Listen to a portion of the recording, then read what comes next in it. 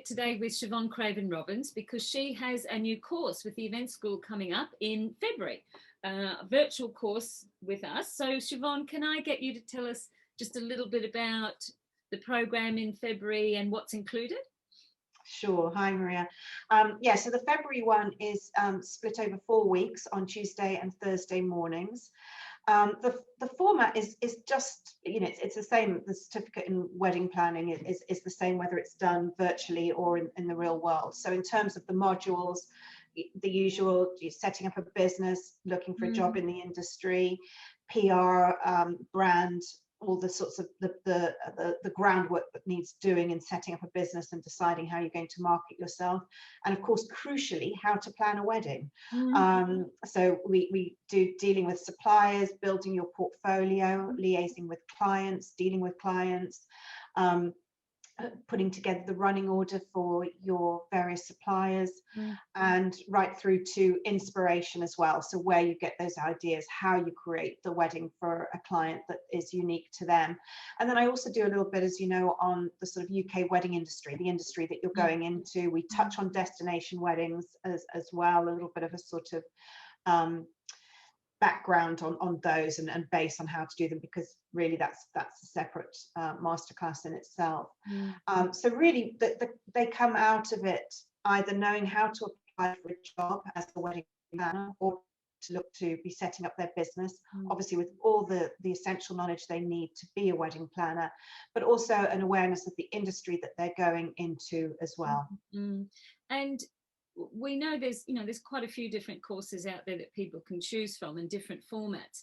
So I'm quite interested to find out what your online classes are actually like, because we know there are recorded classes, there are courses where you might read PDFs and watch videos, there's webinars. So what when we say live online class with you each morning? It is live, exactly, Maria. So it's not recorded. So and what I love about that is that I have that interaction with the group, and as you know, we keep the groups pretty small as well, so that I'm really able to hone the course to what each of those students needs as well, which I enjoy about it.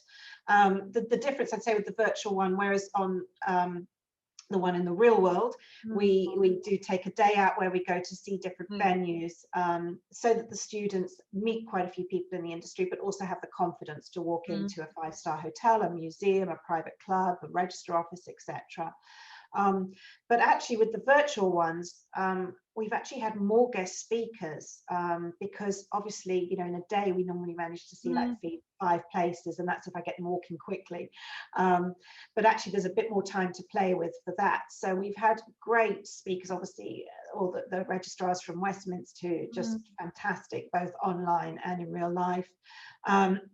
Britt from the Honeymoon Fixer is a regular as well, because just great knowledge that she's able to share with the students, and she's a good contact for them. We've had celebrants like Jenny Patrice, we've had Alison Hargreaves from Guides for Brides, we've had Bride Lux, so quite a variety, as well as some virtual show rounds as well, because obviously this has been how we've had to adjust during these times, and obviously these are going to exist going forward.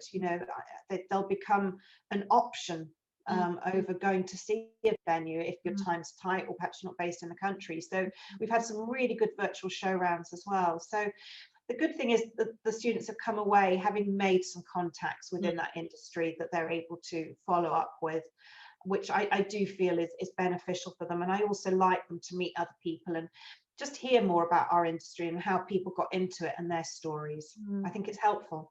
And it's certainly, with the virtual, it has given you that broader audience too, of people who can't make it to the UK. You've had students from Belgium, and is it even you had someone from Egypt not long ago? On the I think that was the last one, or the one before last, from Egypt. Yes.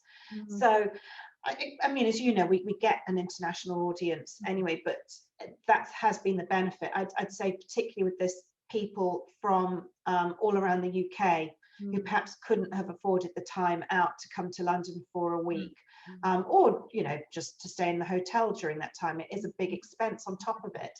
So in that way, we've kind of had the same students, but maybe more of them as well, because obviously people have been able to sort of fit it into their time frames, haven't they, and where they're based. And yes, even yeah, like you say, some from Egypt and Belgium, and I'm trying to think where else now. I know there's been a few, but yeah. And I think I know that you've been in touch with a lot of the students from your past courses, and they're now scattered throughout the world as well. I think we've got Sarah's in Italy, a few in Italy actually, I think, Austria, yes. Norway, Yeah. Puerto Rico, Russia, I think. So you've been able to keep in touch with them, and I know you interviewed a few of them not long ago too. But yeah, which is great, you know, and it's really nice just to catch up with them generally, but also to hear how they're doing, and also interestingly just to sort of compare notes on how weddings are working in these various parts of the world during this time, as people have sort of, you know, fluctuated in and out of lockdowns and tier systems and what have you, or just various restrictions. So yes, it's always great to catch up with them, and yeah, you know, from over the years now, what is it, my fourth year teaching with you, I think. Yes, I think so. Yeah, obviously, yeah, we've accumulated quite a few international students. Yeah.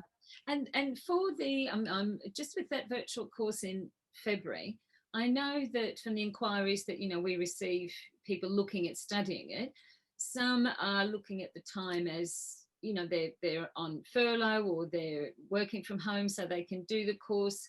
But, you know, there's a common question about, is now the right time, given that, you know, we've got lockdown, the industry, you know, obviously a lot of things can't run. So what would your advice be to them? Yes, I think obviously it's not a great time for our industry at the moment, which is an understatement, but it is going to bounce back. These weddings are in the pipeline, and as an industry, it's going nowhere. Much as we've been one of the worst or suffered the worst, we actually will be one of the first to bounce back, because there's all this deferred business. And I think, you know, the thing about a time like this is it can also be a time that you've got time on your hands that's made you think, and perhaps it's something you've been contemplating for some time. You think, right, maybe now's the time to make the change. And I think don't lose that thought, despite what's happening at the moment. It makes no difference. Our industry will be there. It's still a viable industry to go into. And so if you have got the time at the moment, then use it, do it. And big advantage is that you've also got the time to sort of do the groundwork, whether it is that you're going to then apply for a job within the industry or that you are going to set up your own business. You've got the time to be putting all of that into place as well, which I'd say is the advantage of now, whereas ordinarily perhaps you'd be fitting it in between maybe sort of scaling down in the job that you're doing at the moment before you make a big change. Absolutely, gives people that time to do that preparation, maybe without some of those outside stresses. And as an industry, certainly it's not lost business, is it? As you said, it's deferred business. And was the figure, did I hear this correctly when we spoke not long ago? Is it in the UK alone there are 200,000 weddings that will be deferred? Yes, yeah, because we typically host 250,000 weddings a year. Yeah. And yeah, latest figures are just over 200,000 weddings that have been postponed to 2021, and obviously you're going to spill over into 2022 as well. So, yeah. You know, not that it'll happen tomorrow, but certainly for those looking to move in that direction, those opportunities will be there for them, because without question. Yeah, exactly. There will be that market of people who, as well as people who plan to get married in late 21 and 2022. Exactly. So it's as well as the weddings that ordinarily would be going ahead anyway this year. You know, it's literally like double the quantity. But no, you know, marriage hasn't gone out of style. You know, people getting married doesn't stop because of a pandemic, or wanting to get married, I should say. So yes, it's like I say, it will bounce back quickly, you know, or well, once we can get back to some sort of a normality.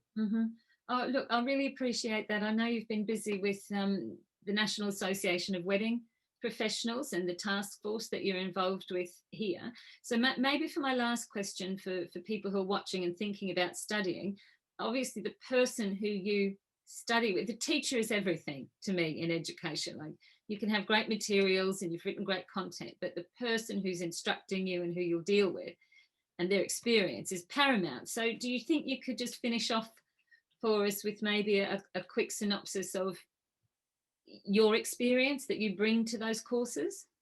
Sure. So obviously I've had my wedding planning business now for, it'll be 25 years in November, and I was actually the first wedding planner in the UK, and the first person that just solely did weddings. When I first started out in '96, there were companies that did parties in general, encompassed weddings, but didn't specialize just in weddings. So obviously in 25 years, I've seen incredible changes, and mostly for the better, for sure. And the industry has really developed in that. When you think about it, you know, it's a quarter of a century. There's going to be big changes. And what most students, I think, would say, you know, that have done my courses is so much of it is anecdotal, because I've got those 25 years to bring to it. So literally for everything that I teach, I've got a real life example. And quite a few horror stories, which I think, you know, hopefully I can help them avoid those pitfalls and bridezillas and catastrophes that can happen with weddings. So yes, and I'm still in the industry. I still do weddings, not as many now because I divide my time as you just said, but I still do weddings. So I'm in this industry. And as you know, a lot of students also I've been able to help them work, and through your follow-up as well, you know, which is why I teach with Event School London, is the continuity that you have with those students and the support after the course. It's not you've just done it, here's your certificate, and off you go into the big wide world. Both of us are very supportive of them. And I enjoy that aspect of it. I like seeing them flourish. I like seeing what they do. So yeah, I suppose it is just that I'm still in this world, and it's with the guest speakers, and when we do the course in real life, I'm taking them out to places. These are people I know, these are places that I've worked. It does really help to bring it to life for them, and realize that this isn't a sort of you know, a dream that they won't fulfill. You know, you can do this job. Yeah, I think I would say in a nutshell that, you know, like for people joining that February course, for example, and all the students you've been with, it's not just about coming in and learning some theory. They're actually they're joining your world. From the minute they join the classes, they've joined the industry, because that networking, those contacts in our industry is so important. Essential. So they become part of your world from the start, and then they get to stay in it. That's the best part. Yes. And I get to see them, which is great. You get to see them, which is great. Look, thank you very much for your time today. Oh, it's a pleasure, Maria. I look forward to February. I can't wait. I'll see you on the first day of course, which is 2nd of February. So I look forward to it. All right. Thank you. See you then.